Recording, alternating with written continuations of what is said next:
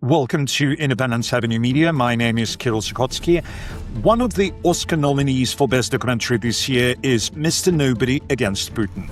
Its American director David Borenstein used footage secretly filmed inside Russia by an ordinary Russian schoolteacher, Pasha Talankin, who finds himself trapped in the state's propaganda machine after Russia's invasion of Ukraine.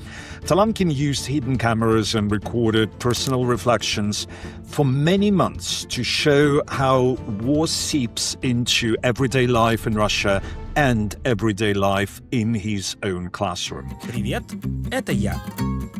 Я работаю педагогом-организатором в Карабашской общеобразовательной школе номер 1. Talankin fled Russia, and what he saw became this documentary, Mr. Nobody Against Putin.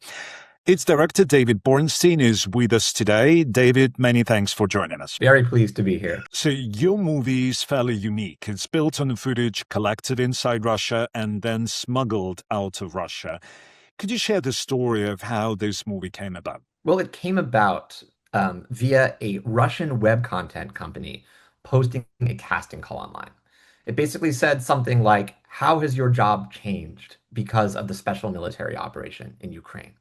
What they were looking for were stories across Russia of actually workplaces that were supporting the war effort, like writing letters to soldiers and doing things like that. And Pasha Talankin, who became my co-director and the main character, he was a teacher at a small town school, and he saw this and he responded. He said, he was angry. He said, "Let me tell you how my job has changed. I've been turned into a propagandist, and I'm filled with rage and I'm filled with guilt." So he sent this in to that Russian web content company. And through a twist of fate, it actually landed on eyes that were sympathetic to him and that wanted to see him tell this kind of story. And so me and him were connected, and within a few weeks of the full-scale invasion of Ukraine, Pasha and I started working together. So this movie depicts the sheer propagandist effort and what's going on in Russia. Were you surprised by the intensity of it, by the content of it? Did you expect any of it? Yeah, I was shocked on different ways throughout the process. So within a few weeks of the full-scale invasion, when I sent a DP to film Pasha in his school, I immediately, in real time, was getting insight into the kind of propaganda that was being taught in schools and the kind of ideology that was fueling this terrible war in Ukraine. And this was shocking in itself. I think what became more shocking over time was seeing this school continually change over the next 2 years. And every single day, I got new footage that tracked the changes that were occurring within Pasha's school. And I really learned something from this. I learned just how quickly an institution can change. At the beginning of the full-scale invasion, there was already propaganda and Russian schools weren't perfect, but there was a lot of space for kids to be themselves, for free thought to be taught, and for liberal values, or some sort of liberal values, to live in that school. Within 2 years, everything had changed.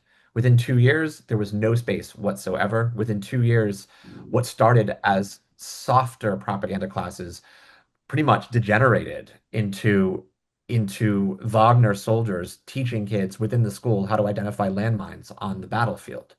And it really taught me something about just how quickly we can lose our institutions and how quickly an institution can be lost. So, David, this is a single-man protest in Russia, and mass protests in Russia are banned.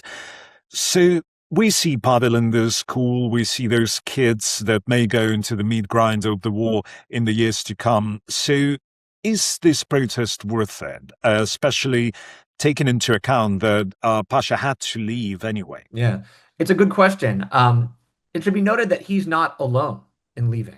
In the 2.5 years of making this film, more than 100,000 school teachers have quit their jobs in Russia rather than go along with this propaganda regime.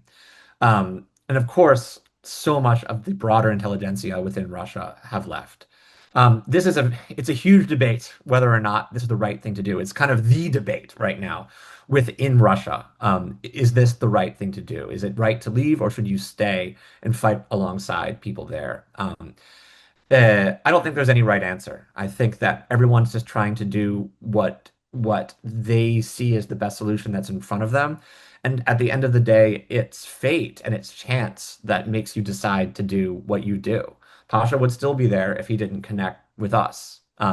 He saw the chance to do something that could maybe make an impact, and I see it making an impact. I see his film being discussed rigorously with Russians both inside and outside of the country, and I think it's very clear that he did something that is what he could do.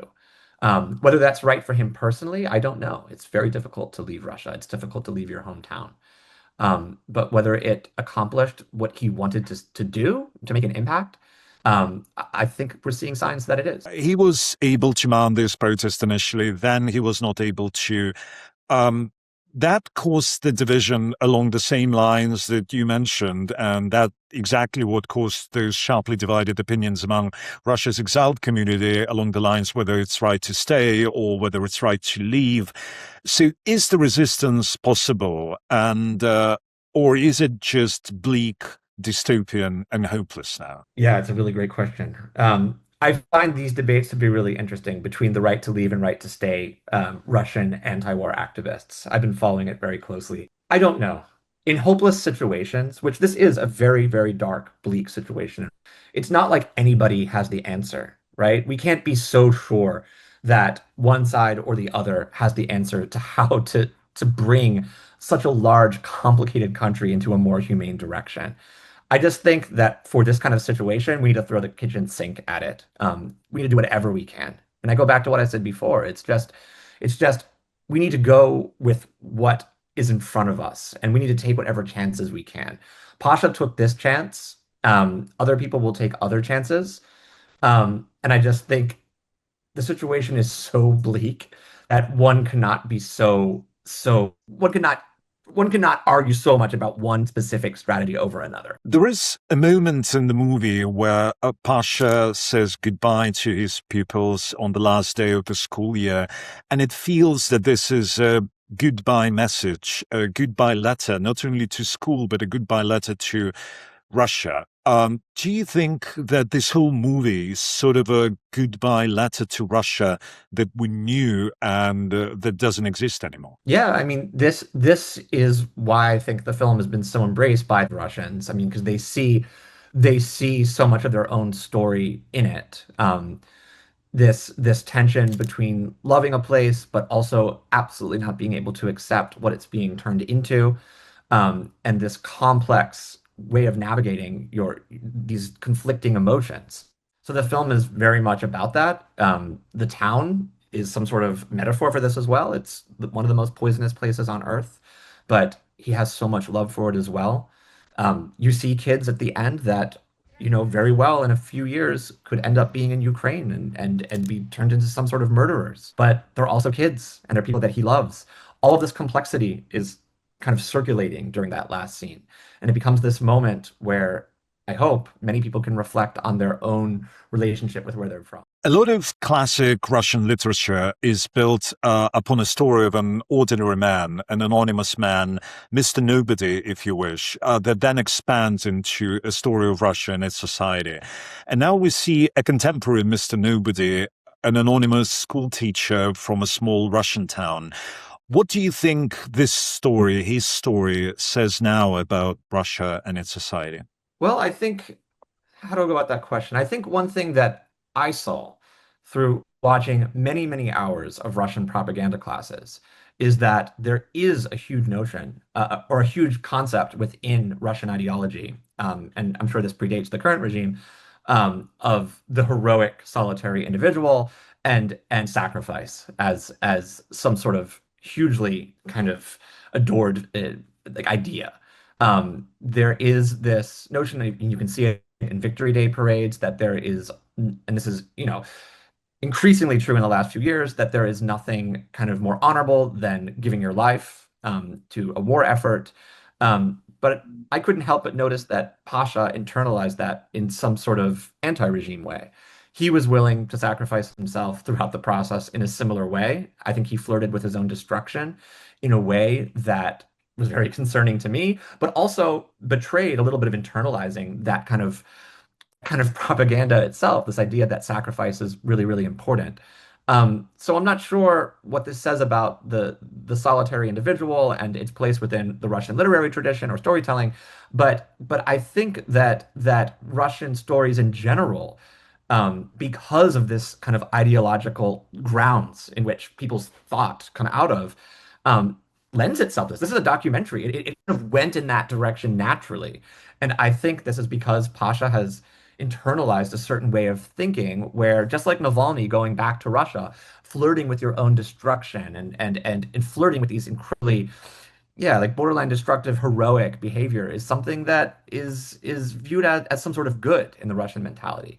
That's my take, my armchair anthropological take. The movie you made, Mr. Nobody Against Putin, is like a 90-minute long window into Russia that people rarely see in the West. And there are maybe some parts that you did not expect to see yourself. So after diving into this view of Russia that we never see, what is your view on the future of Russia and the future of people like Pasha and future of people who remain inside Russia? I think, unfortunately, it's very bleak. You see kids in his school that are the older kids, right? The kids that you see hang around in his office. Pasha says all of the time that those kids only became who they were, fairly critical kids, fairly individualistic kids that had their own dreams that were separate from the state and separate from the larger goals of the regime, because they had the space to be kids when they were younger. It was much more liberal when they were younger. Pasha worries immensely about the young kids who do not have that space right now and really wonders what it's going to be like 10 years down the line. Um, I just think it's important right now for the West to look at this kind of footage to understand what's happening in Russian societies, in Russian society, because it's just very clear that the whole way of bringing up this next generation is about an ironclad commitment to a new generation of war and militarism. Um, it's important to see that, and it is very bleak.